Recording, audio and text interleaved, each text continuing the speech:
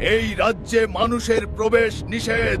ফিরে যাও, না হলে প্রাণে মারবো।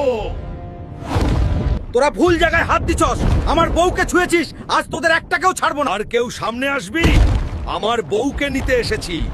আজ কুমির রাজ্যে ভয় মানে হাল্ক। কুমির রাজা,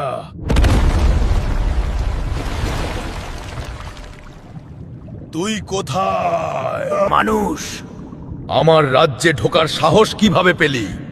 জানিস এই জায়গা থেকে কেউ জীবিত ফেরে না। এই রাজ্য আজ শেষ। আমার বউকে ছেড়ে দে, নলে তোকে এখানেই শেষ করব।